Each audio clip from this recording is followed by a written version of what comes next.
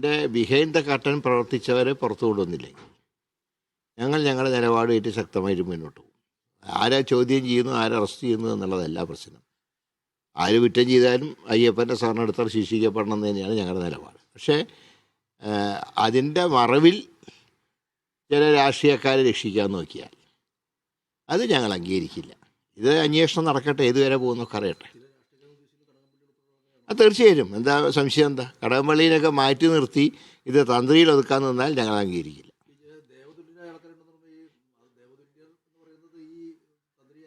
എന്താണെങ്കിലും ഇപ്പോൾ പത്മകുമാർ പറയുന്ന മാത്രമല്ലല്ലോ, പത്മകുമാർ കുറേ കാര്യങ്ങൾ പറഞ്ഞു. ആ പറഞ്ഞതിൽ തന്നെ ഉണ്ട് കടകംപള്ളിക്കെതിരായിട്ടുള്ള സൂചന.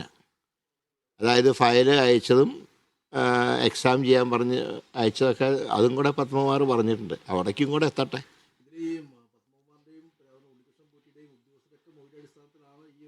അല്ല, ഞാൻ പറയുന്നത് പോറ്റീനെ അറസ്റ്റ് ചെയ്ത് തെറ്റെന്ന് നിങ്ങൾ പറയുന്നില്ലല്ലോ.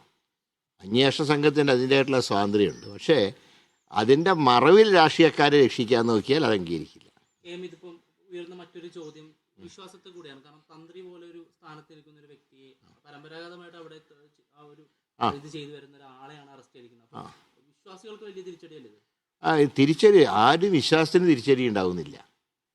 ദേവൻ്റെ ഹിതങ്ങൾ നോക്കി പ്രവർത്തിക്കേണ്ട ഒരു പ്രധാന ചുമതലയാണ് തന്ത്രിക്കുള്ളത്. അതാണ് ഹിന്ദുമത വിശ്വാസപ്രകാരം ക്ഷേത്രങ്ങളുടെ തന്ത്രിമാർക്കാണ് അതാത് ക്ഷേത്രങ്ങളുടെ ആചാരങ്ങളും അനുഷ്ഠാനങ്ങളും നിശ്ചയിക്കാനുള്ള, അതിൽ മാറ്റങ്ങൾ വരുത്താനുള്ള അധികാരമുള്ളത്.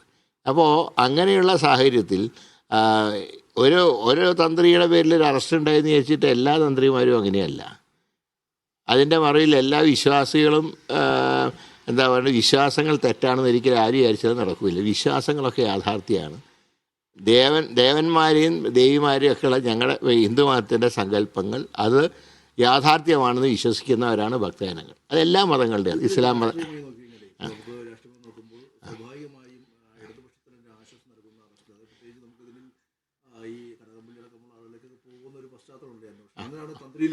അല്ല, തന്ത്രി മാത്രമല്ല, തന്ത്രിയോടൊപ്പം നിൽക്കുന്ന ആരാ?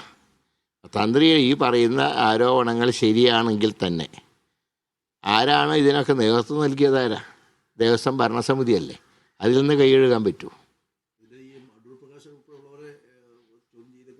അത് ആരാണെങ്കിലും ചോദ്യം ചെയ്യട്ടെ. ഞങ്ങൾ ഇവരുടെ ചോദ്യം ചെയ്യലിനെ ഒന്നും ഞങ്ങൾ എതിർക്കുന്നില്ല. പക്ഷേ അടൂർ പ്രകാശിനെ ചോദ്യം ചെയ്താൽ ഫോട്ടോയുള്ളവരെ ചോദ്യം ചെയ്യുകയാണെങ്കിൽ മുഖ്യമന്ത്രിനെ ചോദ്യം ചെയ്യണം. അതല്ലാതെ അടൂർ പ്രകാശിൽ മാത്രം ചോദ്യം ചെയ്യൽ ഒതുങ്ങിയാൽ പറ്റില്ല. ഫോട്ടോയിൽ കാണുന്ന പ്രകാരം ചോദ്യം ചെയ്യുകയാണെങ്കിൽ അടൂർ പ്രകാശിനെ മാത്രമല്ല, അങ്ങനെ അടൂർ പ്രകാശിനെ ചോദ്യം ചെയ്താൽ മുഖ്യമന്ത്രിയെ ചോദ്യം ചെയ്യാം.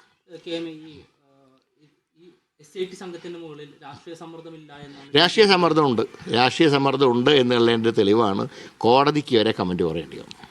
രാഷ്ട്രീയ സമ്മർദ്ദമുണ്ട്. അതല്ല, ഹൈക്കോടതി പറഞ്ഞിട്ടുള്ളത് ഇഴഞ്ഞു നീങ്ങുന്നു എന്ന പരാതി പറഞ്ഞപ്പോഴാണ് കുറച്ചുകൂടെ ഒന്ന് ഊർജിതമായത്.